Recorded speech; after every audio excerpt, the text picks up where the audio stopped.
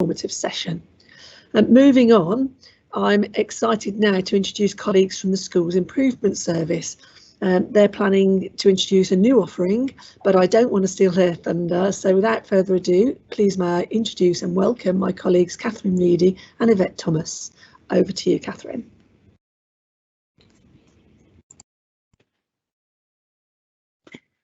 Hello, good morning and welcome everybody. I think Yvette is going to start. Good morning, yes. Me to start. Okay, so here we go. Good morning everyone, and thank you for being here to hear what we have to say from the School Improvement team. My name is Yvette Thomas and I'm the current Equalities and School Improvement Manager, and Catherine Wells is our Education Officer. School Improvement team would like to share with you our thoughts going forward with regard to traded services. So I thought it'd be good for you to understand what we do as a team. So we do have statutory responsibilities for certain areas of work. That includes providing collaborative and developmental support for school leaders. We have to support to raise achievement of disadvantaged and vulnerable groups of children, and we've been conducting a series of events for school leaders and chairs of governors. We manage county-wide improvement projects. We provide equalities, prevent and e-safety support to schools. We deliver the primary moderation and monitoring duties. We conduct head teacher interviews with schools, in maintained schools, and if invited by other schools. We support the safe and effective use of outdoor education and educational visits, which many schools already buy into. In fact, the vast majority of our schools buy into. And of course, we support SACRE and quality teaching of religious education. Next slide, please. So during COVID, like many other service areas, we had to rethink our offer to schools and what we were doing to support them during the pandemic.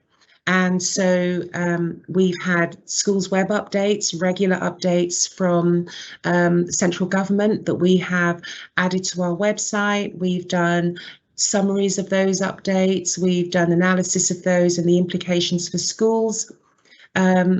And so the guidance changes have all been updated. We constantly update our schools' web pages with those guidance changes. We've been conducting huddles with schools, and I think those have gone down really well with our school leaders. We've been able to hold huddles on a Monday and a Monday afternoon and 8 o'clock on a Wednesday morning. And we do get a fair range of head teachers that come along to those.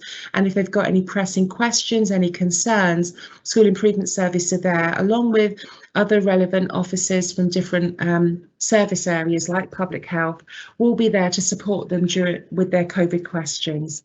We have been offering free conferences, which have been overwhelmingly supported by our schools on closing the gap.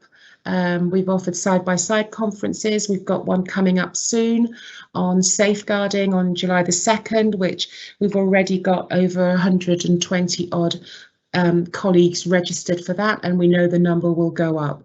All of that training has been free so far. And of course, we have got county-wide projects that we are running, things like School Linking Network. We've been working with schools on Show Racism the Red Card. Alison has been working on e-safety ambassadors with schools, and we have charged slightly for some of those things, but not a lot. Thank you. But we do know that things have to change. They have to change because school leaders have told us there is a traded services gap within Buckinghamshire that we need to reconsider. And so as a result of all of that and the work of the Challenge Board and the work of the reference group for School Improvement Service and the side-by-side strategy, we have come up with we've considered offering a limited range of school improvement and governor support services from September. We are a small team, as many of you know, and we will be increasing in numbers over time. But for now, we can only offer a small number of services, and we will build up over time. So we're looking to develop a range of competitively priced, locally tailored solutions and delivered by the School Improvement team. There will be a soft launch in September, We're aiming to grow organically with demand and our expanding capacity. This week we'll be looking at research forums with head teachers and with governors. We're doing some more work with them to identify areas that they believe the School Improvement Service should be offering, and working out with us what is possible for September and what will happen later on in that particular academic year. What we're hoping to do is our offer will complement existing services delivered by the curriculum hubs, the science hubs, the maths hubs, etc. across the county. So we're not in direct competition with those groups. What we want to do is make sure that we are covering those areas that we have statutory responsibility for, but also enhance our offer by understanding what the market is out there, what the suggestions are from our school leaders, including governors, and then doing our best to provide a service that everyone will be able to buy into. Catherine. You're muted, Catherine. Good point, good start. Hello everybody, my name is Catherine Wells, and as Yvette has told you, I'm the Education Officer in School Improvement, and I'm project managing our sort of soft launch, our move into offering a broader range of traded services. So if you could move on to the next slide, please, that'd be great. I just wanted to tell you a little bit more, I know Yvette has touched on it, about our research process that we're undertaking with heads and chairs of governors to understand, to make sure that we're getting exactly the right group of products and services ready for September that really meet the needs of schools. So I know Yvette has told you we're a really small team, but it's important to us that we sort of fill the gap that school leaders have told us exists in Buckinghamshire with regard to school improvement services. And although we're growing slowly, we are this small team, and we want to make sure that we're going to use our capacity where there is the greatest need. So we've set in place a sort of 3-stage research process because it's very important for us to have this dialogue with heads and chairs of governors. And the first stage that we've undertaken already was a survey out to our heads and chairs of governors. So it's gone out to all our heads and chairs, and that's sort of just giving us a quantitative feel for the kinds of services that there is a need for within BUCS. And we've got lots of sort of rich data that has come back from that. These first 2 charts I wanted to show you were just a first look at the kinds of services that people would be interested in. So this first chart here is looking at the results of our head teacher survey, and we put a range of different services in there to ask people to rate them on their potential interest on a scale of 1, which is the dark red bar, which was, you know, no thanks, not at all interested, all the way up to the dark blue bar at the top there, which was extremely interested, yeah, really something we'd be looking at. So just looking at the strongest bars there, the ones that are coming out to us at the moment are a range of leadership and school improvement conferences. As Yvette mentioned, we've already put some of these on during the pandemic virtually, but we'd be looking to see how we could shore these up and really sort of focus conferences on the areas of greatest need. And the next one down there is about an Ofsted inspection review, you know, going through the Ofsted framework, looking at the areas within your school and coming up with an action plan for your school. So those are the 2 areas that seem to be coming out the strongest from this first part of research. But just important to note that there are some products there that, although they might not have the strongest, they might not be the highest rating, that some schools really do have a need for. So, for example, head teacher performance management is a service that we do offer at the moment already to just a limited number of schools who tell us that they don't have a head teacher performance management partner and are really in need of one. So we might be looking to carry that on. If we could move on to the Governor Survey, that would be great. So here was the Chair of Governor Survey, and the 2 that came out the top there were firstly the Governor training sessions. And as we said, we've put on a range of Governor training sessions during these past year that chairs and other members of the governing board have been able to access virtually, and they've had a really strong positive response from governing bodies. I think it's important, especially in governor training, that it's very locally based and it reflects the processes and procedures in BUCS. So we've already put on a programme that includes, you know, support from our HR departments, the LADO, ESAS, safeguarding and recruitment, and so that governors are really hearing specifically what happens in BUCS and the process in BUCS, and that's been very strong. The next area down there is about governor induction training, which I know is a real gap in Buckinghamshire, and governing bodies have a turnover of new governors starting all the time. And actually that seems like an area of great need, in that, you know, we can put on a programme for them that really helps induct them into being a governor, and about specifically being a governor within Buckinghamshire. So if I could move on to the next chart, please, and then I can just tell you about where we're going from here. So that was our first stage of research. We did the surveys. Our next stage of research, as Yvette said, is happening this week, where we've invited all heads and chairs to come to some focus groups.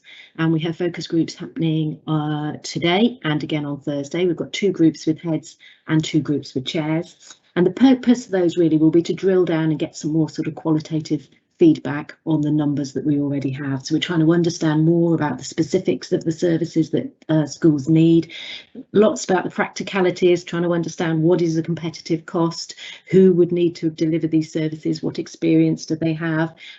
We know that consistency of support staff is really important to you, so understanding some more about that, and overcoming any concerns that the heads and chairs of governors would raise. So that's our next stage. And then we'll probably, just before the end of term, go through another round of research just to really try and understand demand when we've got our list of products and proposed pricing structures ready, to understand demand so we can make sure that we've got capacity to be able to deliver any of the products that we actually launch. Because again, that's very important, that we actually can deliver what we're saying we can deliver. So then we'll provide a list of the range of services that we're going to offer. Moving on, important that we understand that we have the systems right to enable you and your support within the school in terms of administration and the office and the Bursar being able to book on really simply, knowing what courses are available and knowing what services are available, being able to really quickly and easily log on, book what you want and be able to manage your bookings. We've got some great experience in other departments in the council about how they manage that, so we'll be making sure that our sort of booking and administration process is as easy for you as possible. And then when you come back in September, we'll have all the communication about what's on offer, how you book, and continually updating you with new services as they're launched. If we could just move on to the last one. That'd be great. So the next steps really for you is just, we would love to hear any feedback in terms of any questions, any comments, any thoughts, any ideas, any gaps in the market that you have noticed. If you could put those into the chat bar, that would be really helpful. Thank you so much. And if you wanted to contact us directly, our email is, we're basically the School Improvement Service, so it's sis@buckinghamshire.gov.uk. So thank you for your time. Very much, Yvette and Catherine. Really interesting to hear about the developments and how you're going ahead and supporting our schools in the future. We will put your email address into the chat bar as well for other people to pick it up in case they didn't manage to write it down. So thank you very much for that. We don't have any questions directly at the moment, but if they do pop up, you should have access to give some answers. So I am going to move us on now. Thank you, Yvette and Catherine. Something next on our agenda, very pertinent to our current environment. The COVID-19 pandemic has been truly horrendous for so many people, and our well-being has been affected in so many ways. As you know, our occupational health partners are PAM Assist, and I'd like to welcome them to speak today. So without further ado, please may I introduce Carol Chalmers-Hunt. Welcome, Carol.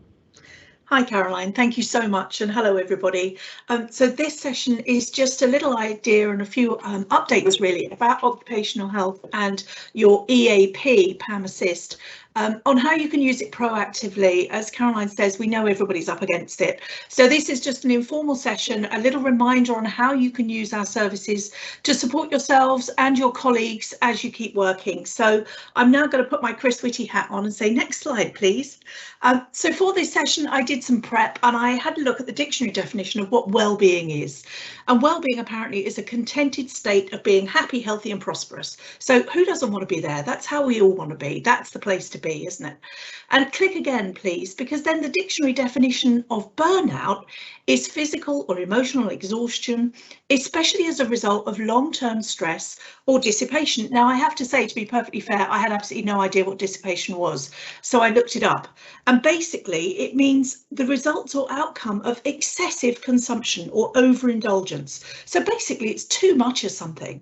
And ironically, when we're burnt out, we often use too much food or alcohol or cigarettes or caffeine just to help us cope with what's going on. And that has a detrimental impact on our well-being. So it's not a good place to be. Click again, please. And again, and again. So this is the optimum, isn't it? This is where we want to be. We want a balance between our work and life. We want a work-life balance, but we all know that we're juggling more than just those two things. Life is complicated. Click again, please. And actually, it is a juggling act. So if you click probably 4 or 5 times for me, thank you, Ben. 3, 4, one more. Yay, we've got all of this stuff to cope with. It isn't ever just work and life, because work and life are complicated. So that might be work, it might be physical health, it might be family issues, anxiety. We're seeing a massive spike in cases of anxiety around COVID, around the situation, around health, around family, around looking after others. That increases stress. Our relationships might be under pressure. Time, oh, we never have enough of that, do we? Children and elders add to the mix. And then if you throw in things like money worries and coping with change, it's just not nice. Click again for me, Ben, please. No wonder we all get stressed and anxious. We have those issues. So our well-being is important, but all of these things push us towards burnout. And what we need to do is actually take action to look after ourselves better and prevent burnout before we get to that stage where we're completely miserable and overwhelmed. And then we're not juggling anymore, we're really struggling and we don't want to be there. Click for me, please. Because burnout has an impact on our well-being. In that state of stress and pressure, maybe insomnia, lack of sleep, bad diet, poor nutrition, we reach for the junk food, we reach for the cookies, the fizzy drinks, the coffee, dehydration, we're not getting enough water.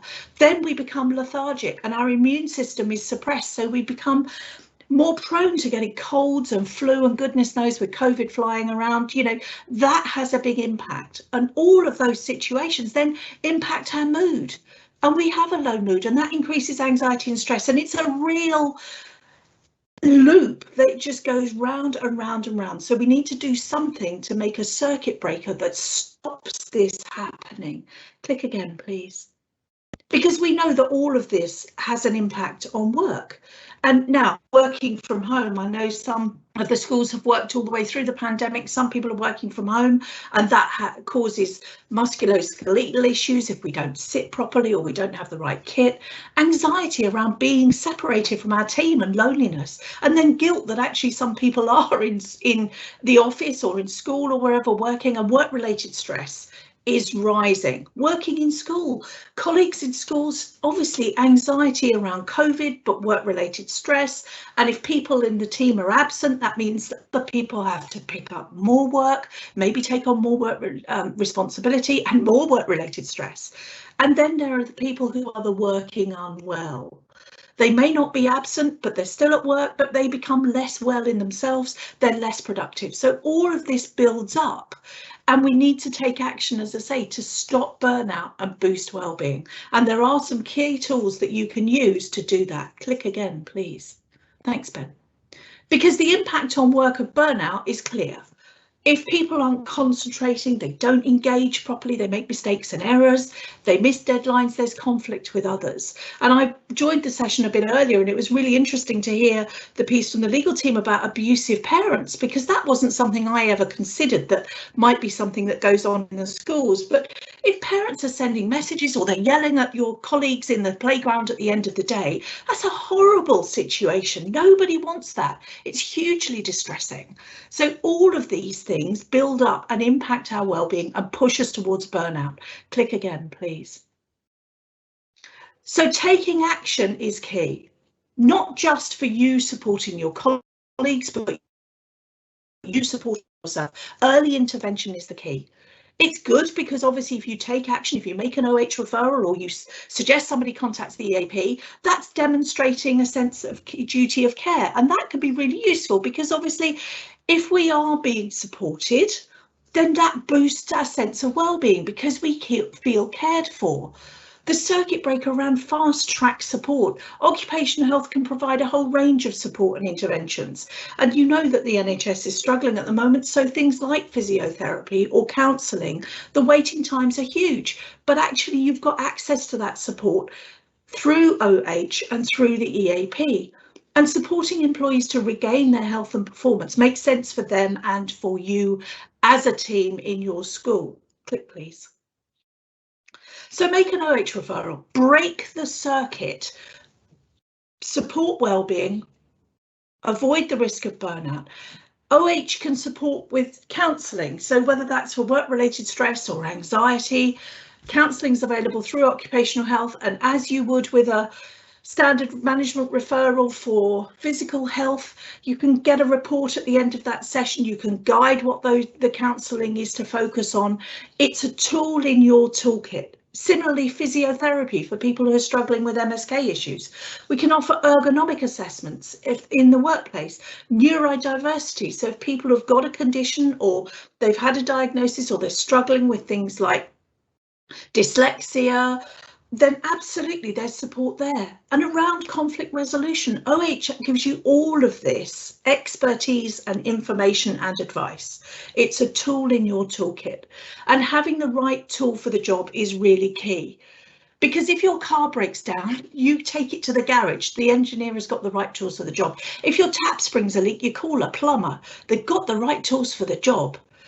A hammer doesn't fix everything, so sometimes having the right tool for the job at the right time is really useful, and an early intervention can prevent burnout, it can prevent long-term absence. It's around supporting people at the right time. Click again, please. You might also consider a well check. This is a service specifically introduced because of the COVID breakdown. It's a 60-minute supportive session with a counsellor to focus on self-care and boost well-being. Offload and gain a sense of perspective, tips and strategies to cope with pressure and avoid burnout. And that can be a one-off referral for your colleagues, or you might consider it to be perhaps a session every 6 weeks, 8 weeks, something like that. Again, this marks a duty of care for your individual. Some people are still resistant to counselling, and maybe they don't need that counselling intervention over a number of sessions, and a one-off little well check can boost their well-being because it focuses on them. It gives them that support to show your duty of care, but it also means that they're getting support, they're getting practical tips and expertise that they can then use in every day to break the circuit of negativity or pressure or stress and move forward. And that's what it's all about. So remember, you have these tools available to you. Click again, please, Ben. The other option to you is the Employee Assistance Programme, and I think this is massively underrated or forgotten about.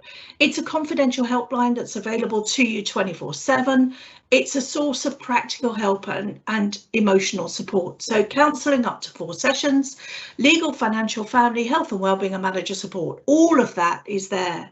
And tapping into this as a resource is absolutely key to boost wellbeing and avoid burnout. So go ahead, Ben, please. And I want to give you some real examples of why and how, and particularly around the emotional support. It may not be that you need a series of counselling, but having a one-off call can really help somebody who doesn't know you in confidence, give you a sense of perspective. And especially if something like the abusive parent is in the playground yelling at you or a member of your team, absolutely perfect time to call the EAP and offload that. Think about it, have somebody give a bit of reassurance that actually it's not your fault, it's all about them, and be able to get the feelings processed that you're experiencing so that you can move on and don't carry that with you. Anxiety and stress, we know, are huge at the moment around everything to do with COVID, the situation, not being able to go out, worrying about another lockdown, low mood, we're bound to be impacted by that. But similarly, guilt around colleagues who may be off sick or family members who've been lost. And change, we don't like change, we're human beings. We like being in our safe little rut. If any of you have tried to lose weight or quit smoking, it's a positive, healthy choice that you have chosen to make. You've chosen to change your lifestyle, but it's really hard to do. And if change is imposed on us, we like it even less. So actually having some support around how that makes you feel, around dealing with those emotions, can be really useful, because you're processing it and dealing with it rather than letting it all bottle up, and then we risk burnout. And the practical information from the EAP is absolutely key. So money management, if people are struggling with debt, if they want some help budgeting so that they can plan for the future, things like pensions and gambling, anything to do with money, the EAP can help. And it's a really useful practical tool to manage money better, maximise what you've got. And legal issues, that might be tenancy and housing, and we're hearing in the news that a lot of private landlords, if people have got into arrears with their rent, there is a concern that the government scheme is finishing. So what are your rights? Where do you stand? And really great with consumer rights, because we're all shopping online. So if something arrives and it's broken, or they take 3 payments off your credit card, having the EAP at your fingertips to find out what you're entitled to and what you can do is really useful. And with things like wills and probate, if you're having to deal with that, there's a legal process, but chances are it's going to be a really emotional time. And when we're emotional, we don't think straight necessarily. So having some guidance on what needs to be done, what are the steps, understanding it, absolutely the EAP can help. Family care, anything from tiny babies to elderly ladies and everything in between. And whether that's little babies, whether it's toddlers, heaven help us, whether it's teenagers, even worse, if we're juggling that family piece, and similarly with relationships, whether it's marriage, which is a lovely thing, but it's a big change in our lives, divorce, a similar change, family disputes, all of that family relationship stuff, the EAP can help. And if we're struggling with anything, it's easier to juggle when you have the right information, because you have the pieces in the jigsaw to put them all together. And health and well-being, if we're going to boost our well-being, then absolutely the EAP can help with healthy lifestyle choices, particularly around alcohol and smoking. We can provide lots of information to help people stay well, boost their well-being and avoid burnout. So EAP, absolutely really good tool in the toolkit. Click again, Ben, please. And it can also help managers and leaders across your school or your organisation as a sounding board facility. Again, if somebody's been in the playground yelling, actually it can be really useful to be able to offload that, but it might be dealing with conflict in the teams. It might be somebody who's off sick and having that difficult conversation about their health or their mental health particularly. It might be around boosting personal self-confidence to deal with the situation and avoid burnout in yourself. So remember, the EAP is absolutely brilliant for supporting your colleagues, but it's absolutely brilliant for supporting yourself as well. Click again, please. Because you can use these tools appropriately, but use them early. Help others to thrive, not just survive. Access support. You've got a whole range of experts, expertise and specialists just at your fingertips through occupational health and the EAP. So don't feel you have to struggle alone. If you have any questions, we're here to help. Access the support, get that guidance and use it for yourselves as well as for your colleagues. We're very good at supporting other people, but we need to support ourselves. And sometimes we all need a little bit of help. Again, please, Ben. There's lots of support on Ohio as well. If you use the Fit for Jobs programme, you have to log on to Ohio, and there are manager guides. There are some really useful guides for employees. The Compass magazine is uploaded quarterly, and there's some great resources and articles in there that you can perhaps share in team meetings or print off a copy and stick it in the staff room. There's lots of good stuff there. Topical videos and resources as well. There's a really good one at the moment about COVID. Click again, please. Pan Medicine Chest is also on the front landing page of Ohio. So if anybody does have a medical condition or has concerns about anybody in their team, you can find a whole load of information on here. So you might want to trust Dr. Google or Nurse Internet, but actually maybe not. It can be really good to have accurate information and guidance. So lots of information on Medicine Chest. Again, please, Ben. The latest video on the landing page is about COVID and stress and anxiety, and if anybody in your team is struggling with it, point them in the direction of that. It's a really good little video. Show it in team meetings if you have them. It's great to have some specific information. Click again, please. And the key here is the EAP. panassist.co.uk. There's lots of information online. If anybody needs anything, it's a free phone number. Just literally pick up the phone and phone 0800 882 4102. Gets through to the EAP. We will ask where the individual works, so Buckinghamshire Council. The information totally stays with us. It is completely confidential. The only information that comes back to the council is numbers in boxes. How many people have used it? What was the issue they came to us for support with? There are no other details shared with the organisation. So if anybody is struggling with anything personal, or they don't want obviously anybody else to know, please tell them the EAP is confidential. Go again, Ben, please. And that's it. A very quick whistle-stop tour on these tools that are available to you. I know we're pushed for time, so if anybody does have any questions, pop them in the chat function and I will gladly pick them up. If you need anything about OH or EAP, please come via Jess in the schools liaison team, and I'm very happy to send you information or answer any questions out of this forum. But thank you so much for inviting me today. It's always a pleasure to engage with the schools. Please remember, OH and EAP, they're just tools in your toolkit, but use them early, look after yourselves, boost your own well-being, and do everything you can to avoid burnout. Thank you. Pep talk and a reminder of the services that you have on offer to us. Hopefully everybody online will be able to take benefit from that presentation. Any questions that come up in the chat bar we will answer direct and put more information out to you following the event.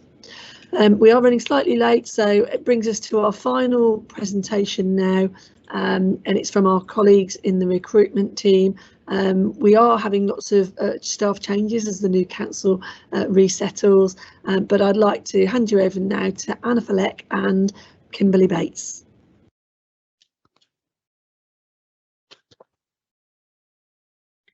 Hello and welcome. My name is Anna Fleck and I'm Schools and Safeguarding Resourcing Advisor. We are a small team, there's just 5 of us. Fiona and Eric work in schools advertising team and they process all advertising requests, and Sally and Sharon work in the safeguarding team and mainly deal with safeguarding, with DBSs and right to work checks and queries. Can I have the next slide, please?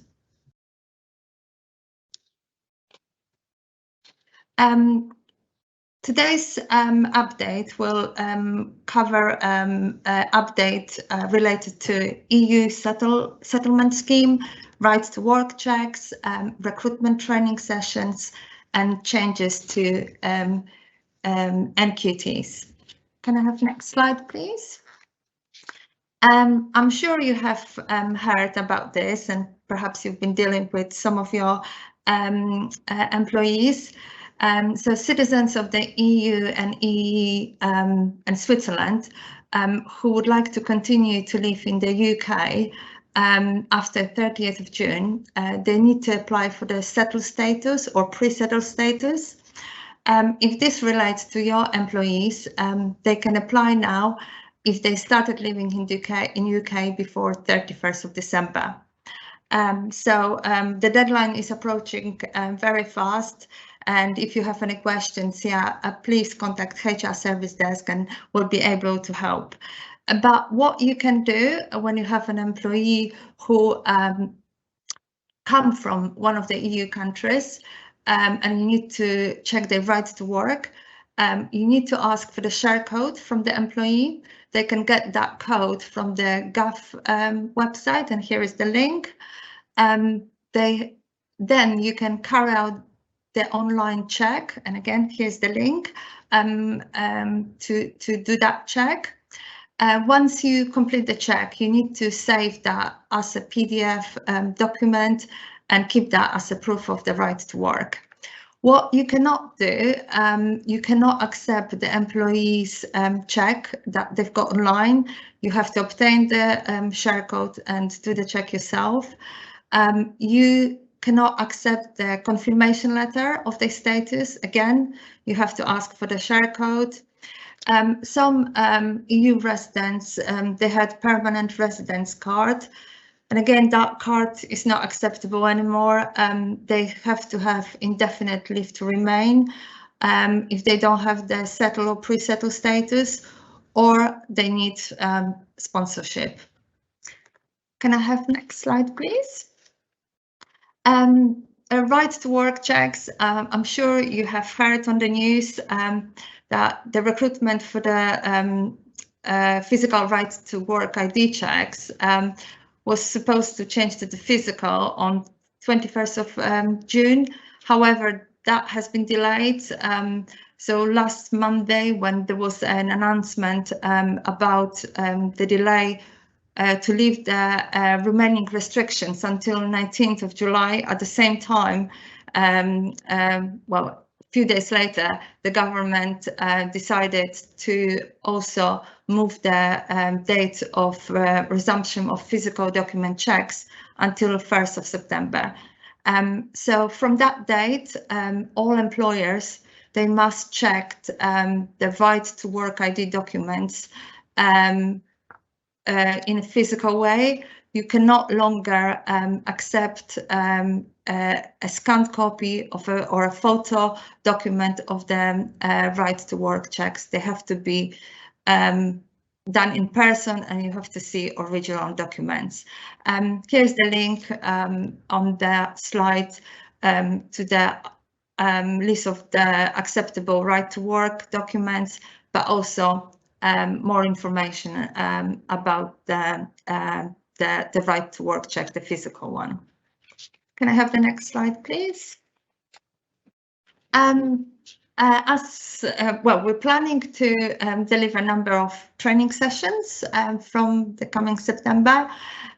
These training sessions will include safer recruitment training, single central record training, right to work, overview of the recruitment, but also we are planning to deliver smaller recruitment workshops such as interview skills, advertising and social media, attraction paperwork, and more. Please do contact us if you have any suggestions and any training needs, and we will be happy to look into them and perhaps deliver those sessions as well. So please do contact us.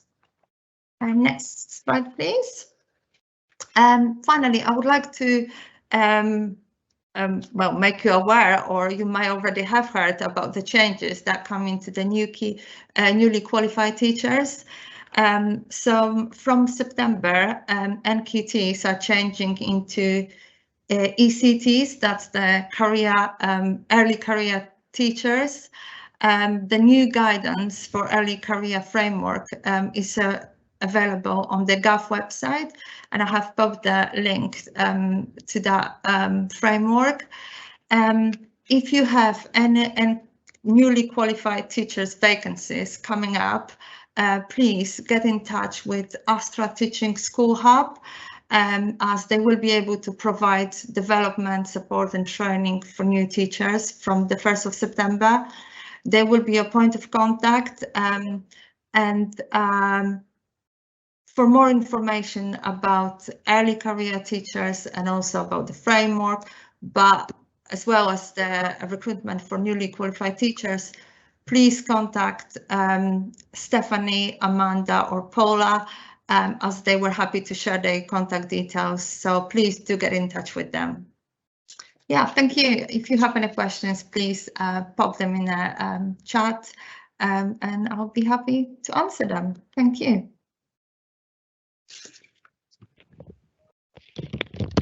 I think I'm taking over now, so we can go to the next slide if that's all right. Thank you.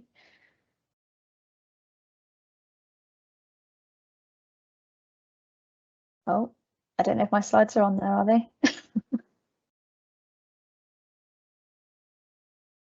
Is there another slide after this one?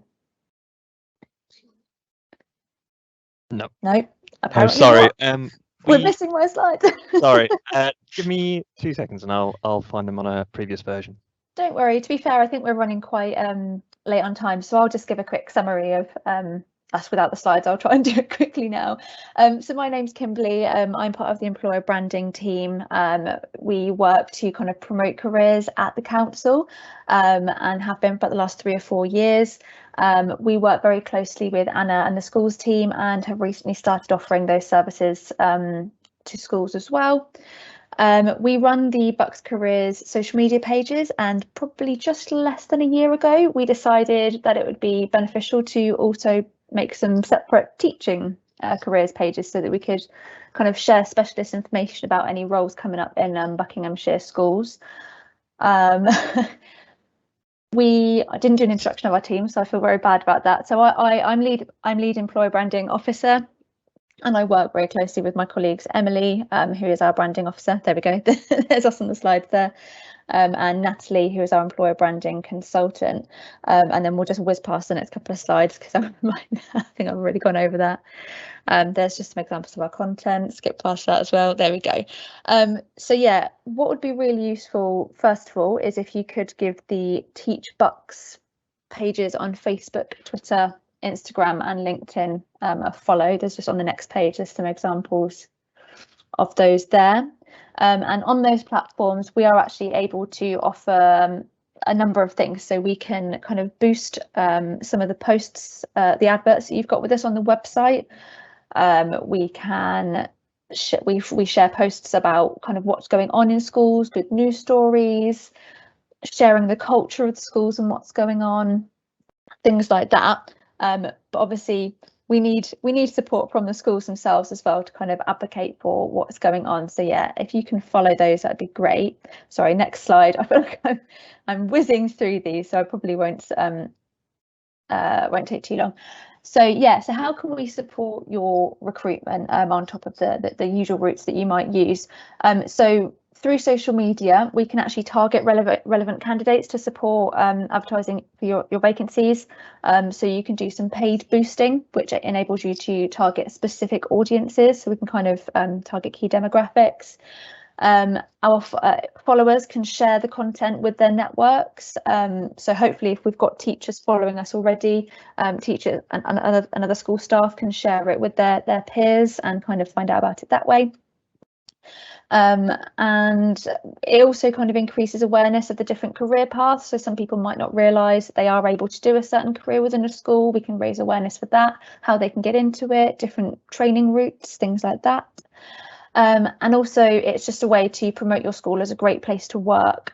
So a little bit of research that we've done has actually shown that around 70 to 80% of the job market is actually passive job seekers. And of those, about 80% of them say that they kind of see job opportunities through social media. So it can actually be really beneficial of just kind of putting your school out there, getting the word out. And then obviously as you have any vacancies come out, we can share those on social media. Okay, if we could just skip to the next slide. Thank you. I was going to spend a lot longer on this. We do actually have a breakdown brochure of our services, which you can contact Anna for if you would like a full breakdown. But some of the things that we can work with you on is just kind of basic social media job adverts. We can do culture promotion posts where we might get a staff interview, for example, of somebody saying what it's like there to get a real life perspective.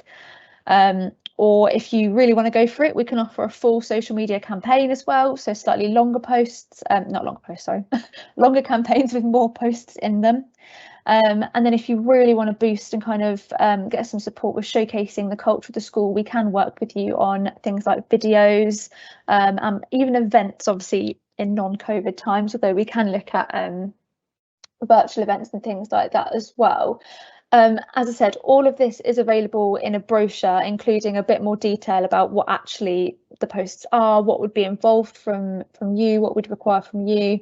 And yeah, we can talk to you about kind of pricing, things like that.